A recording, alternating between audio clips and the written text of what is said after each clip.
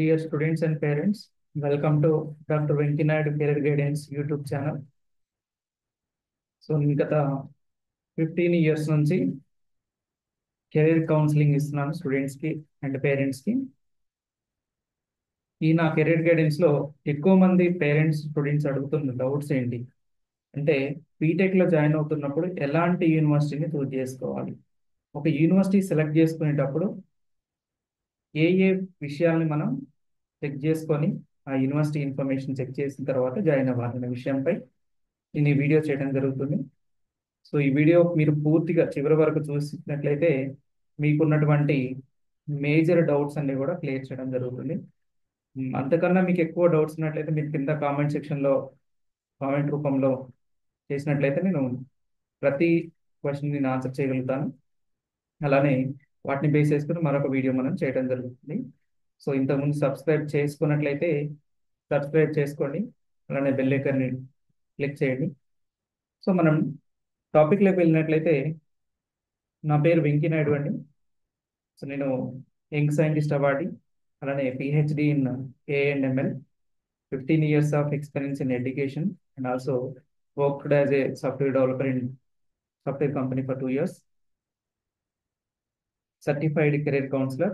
ఇప్పటి వరకు మనం డైరెక్ట్గా నేను ఒక 1000 మంది పైగా 1-on-1 సెషన్స్ ఇవ్వడం జరిగింది. అలానే 10,000కు పైగా స్కూల్స్, కాలేజెస్ కావచ్చు, డిఫరెంట్ సోర్సెస్ ద్వారా చాలా మందికి నేను 10,000కు పైగా కెరీర్ కౌన్సిలింగ్ ఇవ్వడం జరిగింది. ఈరోజు మన టాపిక్ చూసినట్లయితే, బీటెక్లో జాయిన్ అవుతున్నప్పుడు ఎలాంటి విషయాలు మనం చూడాలి జాయిన్ చేసేటప్పుడు అనే విషయంపై మనం మాట్లాడుకుందాం. ఇక్కడ మనం బేసిక్గా చాలా మంది యూనివర్సిటీ సెలెక్ట్ చేసుకున్నప్పుడు వచ్చే డౌట్స్ ఏంటంటే, ఏ యూనివర్సిటీలో చూస్ చేసుకోవాలి అనే విషయంపై మేజర్గా ఈ టాపిక్స్ మనం చెక్ చేసుకోవాలండి. నాక్ అక్రిడియేషన్ ఉందా లేదా, అలానే ఎన్బిఏ అక్రిడియేషన్ ఉందా లేదా, అండ్ ఎన్ఆర్ఎఫ్ ర్యాంకింగ్ వచ్చేసి ఎంత ఉంది, అలానే మేజర్గా మనకి government recognition UGC and AICTE approval ఉన్నాయా లేవా అనే విషయాన్ని మనం చెక్ చేసుకోవాలండి తప్పకుండా. వీటి గురించి అసలు అవి దేనికి సంబంధించిన వాటి గురించి క్లియర్ ఇన్ఫర్మేషన్ మనం చూద్దాం ఇప్పుడు. బీటెక్ యూనివర్సిటీ సెలెక్ట్ చేసుకున్నప్పుడు మనం రైట్ యూనివర్సిటీనా కాదా అన్న విషయాలు కొన్ని మనం సెలెక్ట్ చేసుకోవాలి.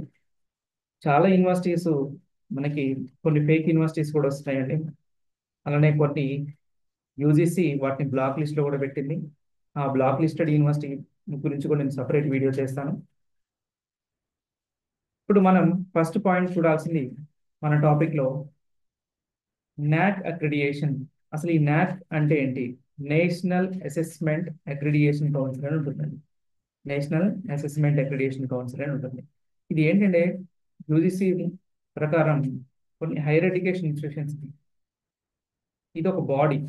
ఈ బాడీ ఏం చేస్తుందంటే, ఆ యూనివర్సిటీ యొక్క క్వాలిటీ ఎడ్యుకేషన్ ఎంత ఉంది అంటే, వాళ్ళ హైయర్ ఎడ్యుకేషన్ ఇన్స్టిట్యూషన్స్ ఎలా ఉన్నాయి, అలానే ఆ డిగ్రీ యొక్క క్రెడిబిలిటీ ఎంతవరకు ఉపయోగపడుతుంది అంటే, వేటి విషయంలో అంటే ఏ డిగ్రీస్ ఆఫర్ చేస్తుంది, అలానే ఎంప్లాయబిలిటీ ఎంతవరకు దాన్ని ఇవ్వగలుగుతుంది అంటే, ఒక 1000 స్టూడెంట్స్ దాంట్లో యూనివర్సిటీలో ఉంటే ఎగ్జాంపుల్గా ఎంతమందికి జాబులు ఇప్పిస్తుంది అనే బేస్ మీద నాక్ అక్రిడియేషన్స్ ఉంటుంది.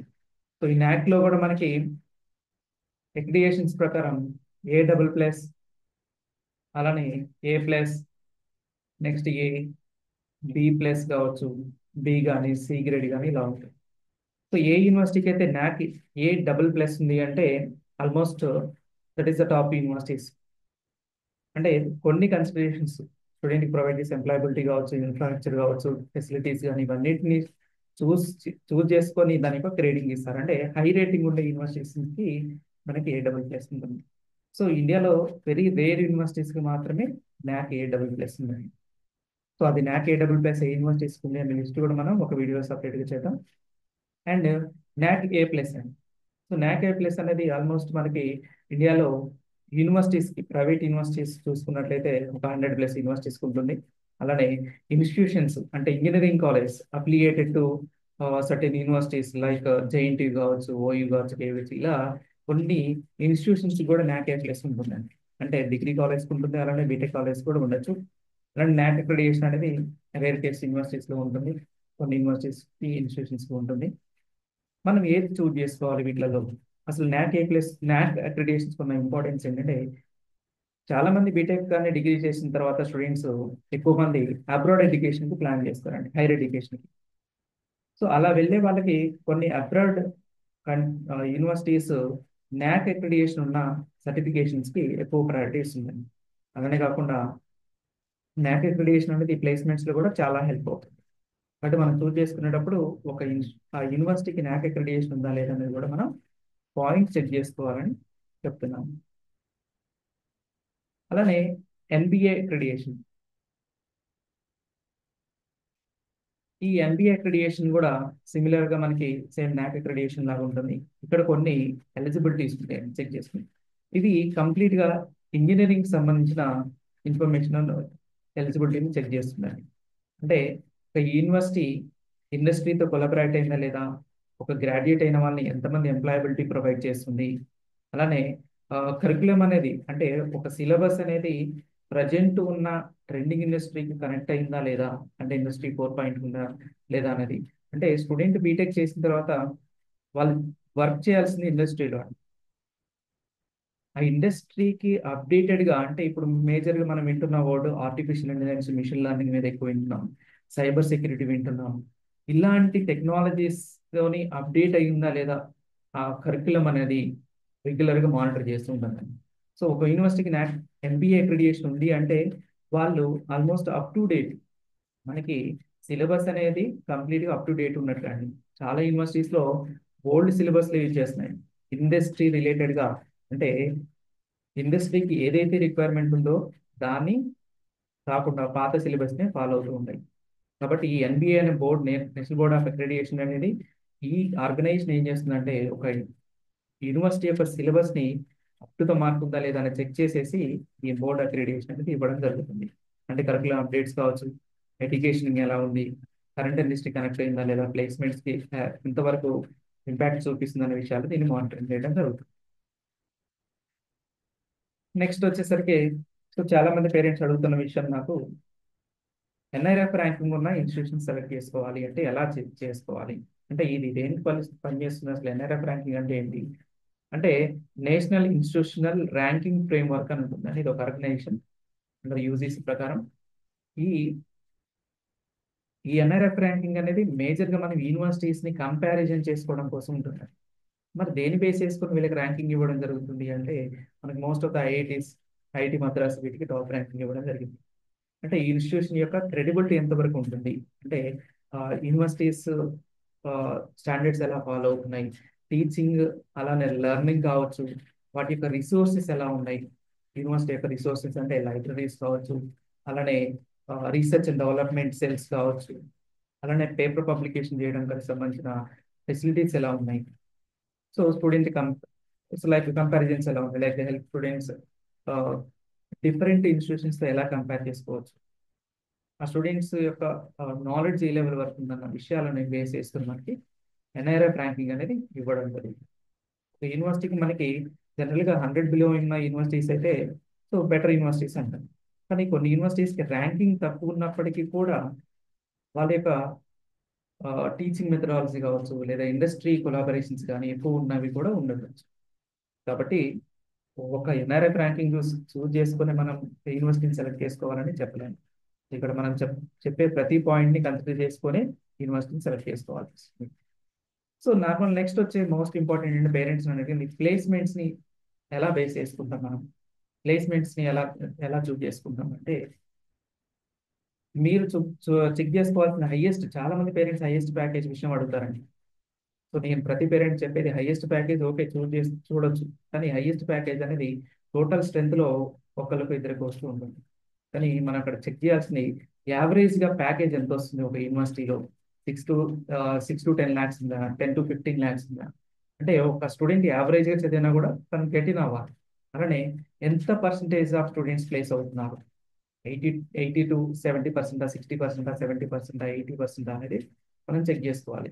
సార్ మరి ఈ 15%, 85% ఎగ్జాంపుల్ మనం అనుకున్నట్లయితే రిమైనింగ్ 15% అంటే అది మనం ఎక్కువ కన్సిడర్ చేయొద్దండి. ఎందుకంటే 15% ఆఫ్ ద స్టూడెంట్స్ ఎక్కువగా ఒకటి హైయర్ ఎడ్యుకేషన్ వెళ్ళొచ్చు, లైక్ మాస్టర్స్కి అబ్రాడ్ వెళ్ళడం కానీ, లేదా ఎంటెక్ చేయడం, ఎంబీఏ చేయడం, ఎంసీఏ చేయడం, ఇలాంటివి చూస్ చేసుకుంటూ ఉంటారు స్టూడెంట్స్. కాబట్టి అది ఒకటి మనం. అలానే నెంబర్ ఆఫ్ కంపెనీస్ ఎలా వస్తున్నాయి అంటే ఎన్ని కంపెనీస్ విజిట్ చేస్తున్నాయి. ఆ కంపెనీస్ లో నెంబర్ ఆఫ్ కంపెనీస్ లో కూడా కొన్ని యూనివర్సిటీస్ ఏం చేస్తున్నాయి అంటే కాలేజెస్ ప్రైవేట్వి కౌంట్ కోసం మాత్రమే కొన్ని startup companies, registered companies, basic companies తీసుకొచ్చి వాటిని కూడా కౌంట్ లో చూపిస్తుంటారు. అక్కడ మనం చూడాల్సింది ఎన్ని టాప్ ఎంఎన్సీ కంపెనీస్ విజిట్ చేశాయి. మాకు 500 600 కాదండి, టాప్ ఎంఎన్సీ కంపెనీస్ ఎన్ని వస్తున్నాయి. Each company, for example TCS కానీ, ఇన్ఫోసిస్ కానీ, విప్రో కానీ, గూగుల్ కానీ, మైక్రోసాఫ్ట్ కానీ వస్తే ఆ కంపెనీస్ ఆ పర్టికులర్ యూనివర్సిటీ నుంచి ఎంతమందిని సెలెక్ట్ చేసుకున్నారు, ఆ యూనివర్సిటీ ఎంత ప్యాకేజ్ ఇస్తుంది, అలానే ఆ పర్టికులర్ యూనివర్సిటీస్లో స్టూడెంట్స్ ప్రీవియస్గా ఏమైనా ఇంటర్న్షిప్ చేశారా లేదా, లేదా డైరెక్ట్గా రిక్రూట్మెంట్ జరిగిందా, జరిగితే ఏ ప్లాట్ఫామ్ మీద వర్క్ చేస్తున్నారు వాళ్ళు, ఏ టెక్నాలజీ మీద. సో ఎగ్జాంపుల్ అమెజాన్ తీసుకుంటే అమెజాన్లో డిఫరెంట్ రోల్స్ ఉంటాయండి. సో ఒకటి డెవలప్మెంట్ అయి ఉండొచ్చు, లేదు అంటే లైక్ సపోర్టింగ్ అవ్వచ్చు, ఇలాంటి డిఫరెంట్ స్ట్రీమ్స్ ఉంటాయి. డెవలప్మెంట్లో అయితే అనుకోండి ఎక్కువ ప్యాకేజ్ ఆఫర్ చేస్తూ ఉంటాయి. కాబట్టి ఒక హైయెస్ట్ ప్యాకేజ్ని మనం కన్సిడర్ చేసేసుకొని యూనివర్సిటీని డిసైడ్ చేయడం కరెక్ట్.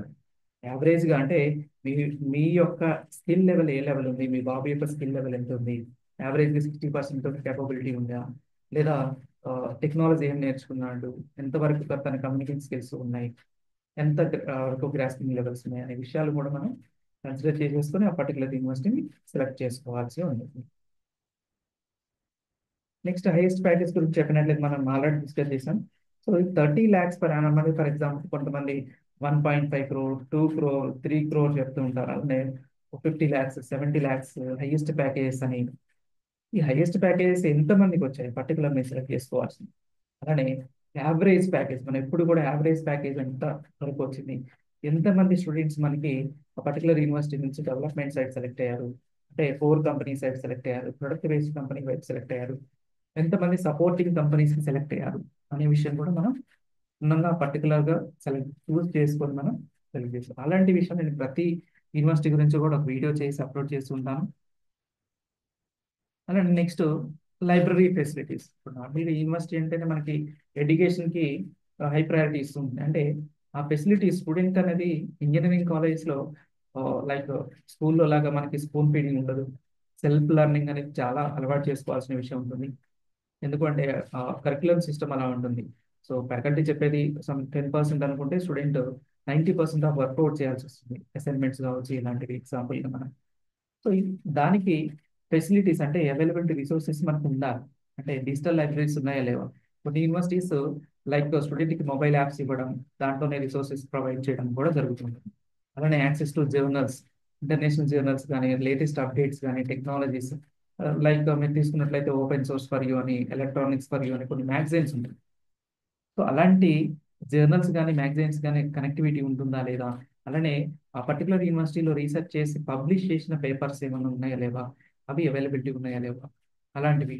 అలానే స్టడీ స్పేసెస్ ఎలా ఉన్నాయి, అంటే లైక్ లైబ్రరీస్ ఎంత ఏరియా అనేది ప్రొవైడ్ చేస్తున్నారు student.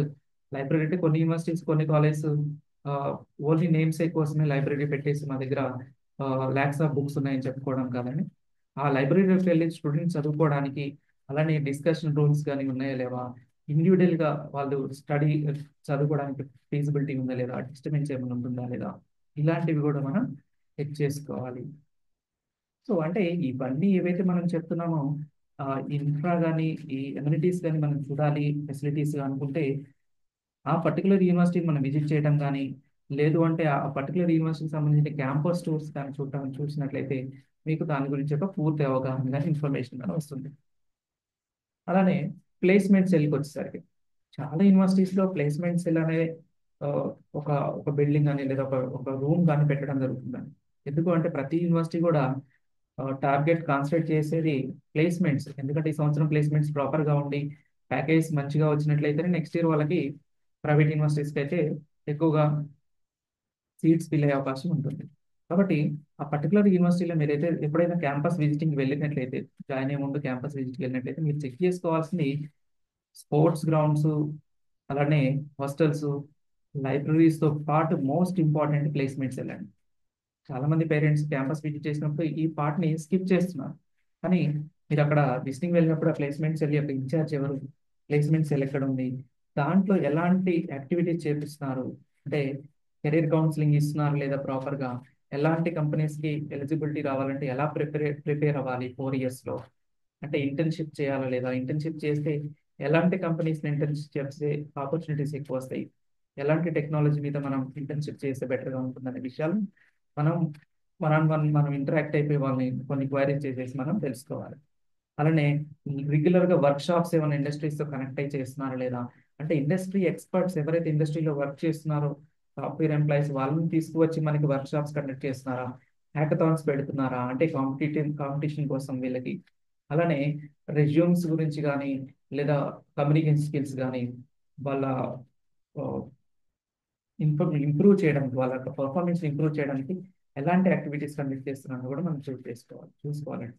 Next, industry networking opportunities ఎలా ఉన్నాయి, అంటే ఎన్ని కంపెనీస్తో వీళ్ళు కొలాబరేట్ అయ్యారు, ఇండస్ట్రీ సర్టిఫికేషన్స్ కోసం కావచ్చు, లేదు అంటే ఫ్యాకల్టీ డెవలప్మెంట్ ట్రైనింగ్స్ కావచ్చు, లేదా హ్యాకథాన్స్ కోసం కంపెనీస్ తీసుకొస్తున్నారా లేదా బయట రిసోర్స్ పర్సన్స్ని తీసుకొచ్చేసి హ్యాకథాన్స్ కండక్ట్ చేస్తున్నారా, ఎన్ని హ్యాకథాన్స్కి పర్ ఇయర్కి సెమ్ వైజ్ కండక్ట్ చేస్తున్నారు అనే విషయాలు కూడా మనం చూడాల్సి వస్తుంది. అండ్ ప్రతి 4 ఇయర్స్లో మనం ప్రతి సెమ్లో ఎలాంటి సర్టిఫికేషన్ ఎగ్జామ్స్ వీళ్ళు ప్రిపేర్ చేయిస్తున్నారు స్టూడెంట్స్తోని అనే విషయాలు కూడా మనం చెక్ చేసుకోవాలండి.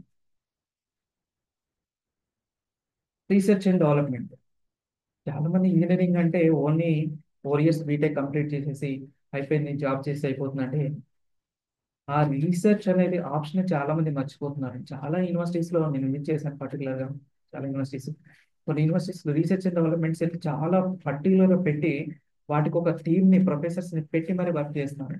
అంటే అంటే స్టూడెంట్ యొక్క డౌట్స్ వచ్చినా కానీ ఎలా రీసెర్చ్ చేయాలి, దాని మీద ఎలా వర్కౌట్ చేయాలి, డెవలప్మెంట్ కావాల్సిన రిసోర్సెస్ ప్రొవైడ్ చేయడం, ఫండింగ్ ఇవ్వడం కానీ ఇలాంటివి, అలానే ఇండస్ట్రీ ఎక్స్పర్ట్స్ని తీసుకొచ్చేసి వాళ్ళ గైడెన్స్ ఇప్పించడం కానీ అలాంటివి. రీసెర్చ్ అండ్ డెవలప్మెంట్ సెల్స్ అంటే లైక్ రోబోటిక్ రీసెర్చ్ ఉన్నా లేదా scientific research like related computer science related ఎలాంటి కంప్యూటర్ ల్యాబ్స్ ఉన్నాయి, వాటికి యాక్సెసిబిలిటీ ఎలా ఉంది, అంటే చాలా యూనివర్సిటీస్లో లైక్ కంప్యూటర్ ల్యాబ్స్ 1 or 2 ఉండొచ్చు కొన్నిట్లలో. లైక్ ఎప్పుడైనా కానీ స్టూడెంట్ రేషియోని బేస్ చేసుకొని ఎన్ని కంప్యూటర్స్ ఉన్నాయి అనేది కూడా మీరు చెక్ చేసుకోవాలి. ఓన్లీ కౌంట్ కోసం కాదండి, దాంట్లో ఎన్ని అడ్వాన్స్డ్ కంప్యూటర్స్ ఉన్నాయి, లేటెస్ట్ టెక్నాలజీతో కనెక్టివిటీ అయ్యి, లైక్ యాపిల్ కంప్యూటర్ ల్యాబ్ ఉందా లేదా, లైక్ సూపర్ కంప్యూటర్ ఉందా లేదా, రీసెర్చ్ చేసుకోవడానికి అంతవరకు యాక్సెసిబిలిటీ ఇస్తున్నారు స్టూడెంట్స్కి. ఆఫ్టర్ ది కాలేజ్ వర్క్ తర్వాత ప్రొఫెసర్స్ అవైలబిలిటీ ఉంటుందా లేదా వాళ్ళ సపోర్టింగ్ కోసం అనే విషయాలు కూడా మనం చెక్ చేసుకోవాల్సి ఉంటుందండి. అలానే పర్టికులర్ యూనివర్సిటీకి ఏమైనా గవర్నమెంట్ ఫండెడ్ ప్రాజెక్ట్స్ వస్తున్నాయా, అంటే అలాంటి ప్రాజెక్ట్స్లో చేసే స్టూడెంట్కి లైక్ స్టైఫండ్తో పాటు నాలెడ్జ్ అనేది ఎక్కువ గెయిన్ అయ్యే అవకాశం ఉంటుంది. కాబట్టి ఇవి బేసిక్గా మనం ఏదైతే స్టూడెంట్ మనం సెలెక్ట్ చేసుకో అంటే యూనివర్సిటీని సెలెక్ట్ చేసుకోవాలంటే మెయిన్ కీ ఫీచర్స్ ఏంటి, దాంతోపాటు ఆ పర్టికులర్ యూనివర్సిటీలో చాలా యూనివర్సిటీస్లో స్టార్ట్అప్ సెల్స్ ఉంటాయి. స్టార్ట్అప్ సేల్స్ అంట, అంటే ఒక స్టూడెంట్కి తను ఓన్గా ఒక ప్రొడక్ట్ తయారు చేసి మార్కెట్లో రిలీజ్ చేయాలి, కంపెనీ లాగా నేను ఎస్టాబ్లిష్ చేసుకోవాలి, నేను ఒక కంపెనీ స్టార్ట్ చేద్దాం అనుకుంటున్నాను, అలాంటి వాటికి ఫండింగ్ ఉంటుందా లేదా, అలానే సపోర్ట్ ఇస్తారా లేదా, ఏమైనా రిసోర్సెస్ ఇస్తారా, ప్రీవియస్ కంపెనీ సిఇఓస్తోని లైక్ ప్రోగ్రామ్స్ ఏమైనా కండక్ట్ చేసి గైడెన్స్ ఇస్తారా, ఇన్వెస్టర్స్ని ఏమైనా ఇన్వైట్ చేసేసి స్టార్ట్అప్ సేల్స్ ద్వారా డెవలప్ అయిన ప్రొడక్ట్ని ప్రజెంటేషన్ ఇప్పిస్తారా లేదా, ఇలాంటి విషయాలు కూడా మనం సెలెక్ట్ చేసుకోవాలండి. అంటే విజిట్ చేయగానే ఓన్లీ హాస్టల్ ఫుడ్ ఇవి చూడకుండా ఇలాంటి ఎమ్యూనిటీస్ ఇలాంటి రిసోర్సెస్ ఉన్నాయా లేవో కూడా ప్రతి పేరెంట్ స్టూడెంట్ సెలెక్ట్ చేసుకోవాలి. మరి ఇవన్నీ ఓకే, క్యాంపస్కి వెళ్ళాము చూసాము, క్యాంపస్కి వెళ్ళినప్పుడు మీరు మిస్ అయ్యకుండా అడగాల్సింది ఎవరిని అంటే స్టూడెంట్స్ని, అంటే ప్రీవియస్ ఇయర్ ఫైనల్ ఇయర్ స్టూడెంట్స్ని, అలానే ఆ యూనివర్సిటీ అలిమ్ని ఎవరైతే సాఫ్ట్వేర్ కంపెనీస్లో వర్క్ చేస్తున్నారో మీకు రిలేటివ్స్లో కావచ్చు తెలిసిన వాళ్ళలో ఆ పర్టికులర్ సీనియర్స్ యొక్క నెంబర్స్ తీసుకొని వాళ్ళతో మాట్లాడడం, వాళ్ళతో ఇంటరాక్ట్ అవ్వడం, పర్సనల్గా ఎలా ఉంటుంది యూనివర్సిటీ ఇన్ఫ్రాస్ట్రక్చర్ ఎలా ఉంది, టీచింగ్ మెథడాలజీ ఎలా ఉంది, స్టూడెంట్ ఫ్రెండ్లీ ఉంటుందా లేదా, స్టూడెంట్ని ఏమైనా ఇబ్బంది పెట్టే అవకాశం ఉంటుందా, అలానే స్టూడెంట్కి సపోర్టివ్గా లైక్ కొత్త కొత్త టెక్నాలజీని వర్క్ షాప్స్ రూపంలో పెడుతున్నారా, హ్యాకథాన్స్ కండక్ట్ చేస్తున్నారా, ఆ యూనివర్సిటీ ఈవెంట్స్ ఎలా ఉన్నాయి, స్పోర్ట్స్ ఫెసిలిటీస్ ఎలా ఉన్నాయి, ఇంటర్నేషనల్ ఇంటర్న్షిప్స్ ఉన్నాయా లేవా, అలానే ఇంటర్న్షిప్స్ ఏ ఇయర్ నుంచి ఇస్తున్నారు, సో ఇంటర్న్షిప్ గురించి చెప్పుకుంటే మనం ప్రతి స్టూడెంట్ మాక్సిమం ఇంటర్న్షిప్ అనేది సెకండ్ ఇయర్ నుంచి స్టార్ట్ చేయాల్సి వస్తుందండి. సో సెకండ్ ఇయర్ నుంచి స్టార్ట్ చేయాలంటే అంతవరకు టెక్నికల్ నాలెడ్జ్ గెయిన్ చేయాలంటే చాలా మంది పేరెంట్స్ స్టూడెంట్స్ చేసేది ఏంటంటే ఇంటర్మీడియట్ అయిపోయిన తర్వాత టైం పీరియడ్ ఉంటుందండి, 4 to 5 months గ్యాప్ ఉంటుంది. ఈ 4 to 5 months లో ఎవరైతే ప్రాపర్గా ప్లాన్ చేసేసుకొని ఇంటర్మీడియట్ అయిపోయిన తర్వాత సి లాంగ్వేజ్ కావచ్చు, లైక్ కంప్యూటర్ బేసిక్స్ కావచ్చు, టైపింగ్ కావచ్చు, C++ కావచ్చు, పైథాన్, అలానే మీరు సాఫ్ట్వేర్ ఇండస్ట్రీ సైడ్ వెళ్దాం అనుకున్నప్పుడు ఆర్టిఫిషియల్ ఇంటెలిజెన్స్, అలానే ఏఐ టూల్స్ ఎలా ఉంటాయి, వాటికి యూజ్ చేసి బేసిక్ ఇన్ఫర్మేషన్ అన్నా కూడా మీరు గెయిన్ చేసుకొని, అలానే కమ్యూనికేషన్ స్కిల్స్ ఇంప్రూవ్ చేసుకోవడానికి స్పోకెన్ ఇంగ్లీష్ ఒకటి. అలానే చాలా మంది స్టూడెంట్స్ నెగ్లెక్ట్ చేసే పార్ట్ ఏంటంటే మ్యాథమెటిక్స్, బీటెక్ రాగానే మ్యాథ్స్ అనేది నెగ్లెక్ట్ చేసుకుంటారు. బీటెక్లో సబ్జెక్ట్స్ ఉన్నప్పటికీ కూడా, but most of the companies recruitment చేసేటప్పుడు arithmetic and reasoning, aptitude and reasoning అని ఉంటుందండి. ఈ యాప్టిట్యూడ్ అండ్ రీజనింగ్ లో మొత్తం పార్ట్ మనకి మ్యాథమెటిక్స్ రిలేటెడ్ ఉంటుందండి. సో ఈ మ్యాథ్స్ మీకు పర్ఫెక్ట్ గా రావాలి అనుకుంటే ఫస్ట్ ఇయర్ నుంచే మీరు దీన్ని ప్రాక్టీస్ చేస్తూ ఉండాలి ప్యారలల్గా. కోడింగ్ కూడా మీరు సెమ్ వైజ్ గా ఒక్కొక్క సెమ్ లో ఒక పర్టికులర్ కోర్స్ నేర్చుకొని దాని మీద గ్రిప్ గెయిన్ చేసేసుకుంటూ ఉండాలి. సో దీంతో పాటు మనం చెప్పానంటే పర్టికులర్ గా ప్రతి యూనివర్సిటీ యొక్క వీడియో నేను ఇన్ డెప్త్ గా నేను క్లియర్ గా యూనివర్సిటీకి ఇన్ఫ్రాస్ట్రక్చర్, ఎన్ఐఆర్ఎఫ్ ర్యాంకింగ్ ఎంత ఉంది, అలాంటి విషయాలు నేను ప్రతి యూనివర్సిటీ వీడియోస్ చేయడం జరుగుతుంది. సో కాబట్టి మీరు సబ్స్క్రైబ్ చేసుకోండి మన ఛానల్ని, అలానే కామెంట్ చేయండి మీ యొక్క ఎక్స్ప్లెనేషన్, మా కనెక్టివిటీ ఎలా ఉందనే విషయాలు. అలానే మీరు ఒకవేళ మాతో కమ్యూనికేట్ అవ్వాలనుకుంటే మీరు ఇక్కడ స్క్రీన్ మీద డిస్ప్లే అవుతున్న టార్గెట్ కెరీర్ కౌన్సిలింగ్ ఫోన్ నెంబర్స్లో వాట్సాప్ చేయండి. మోస్ట్లీ నేను బిజీగా ఉంటాను. సో వాట్సాప్ చేసినట్లయితే నేను ఫ్రీ టైంలో మీతో కాల్ చేసి మాట్లాడతాను. ఇండివిజువల్గా కెరీర్ గైడెన్స్ ఇవ్వడం జరుగుతుంది. ఇట్స్ ఫ్రీ ఆఫ్ కాస్ట్ అండి. అలానే మనం నెక్స్ట్ వీడియోలో చెప్పినట్లు డిఫరెంట్ వీడియో చేస్తాను నేను. లైక్ 4 years కెరీర్ కరికులం ఎలా ఉంటుంది అంటే, ఒక 4 years కరికులం మనం ముందే బిల్డ్ చేసుకుని పెట్టుకుంటే 100% 3-2లో మీరు ప్లేస్మెంట్ కొట్టి, 4-1లో ప్లేస్మెంట్ కొట్టే విధంగా మేము ఒక కరికులం డిజైన్ చేసాం. ఇండస్ట్రీ ఎక్స్పర్ట్స్తో ఇంటరాక్ట్ అయిపోయి, సో మన ఛానల్ సబ్స్క్రైబ్ అయితే ఆ ఇండస్ట్రీ ఎక్స్పర్ట్తో కూడా నేను వన్ కొన్ని క్వైరీస్ ఇండస్ట్రీలో ఎలా ఉంటుంది అనే విషయాలు కూడా నేను పాడ్కాస్ట్ ద్వారా రిలీజ్ చేయబోతున్నాను. కాబట్టి సబ్స్క్రైబ్ చేయండి, లైక్ చేయండి, షేర్ చేయండి. So thank you for watching this video. Thank you one and all.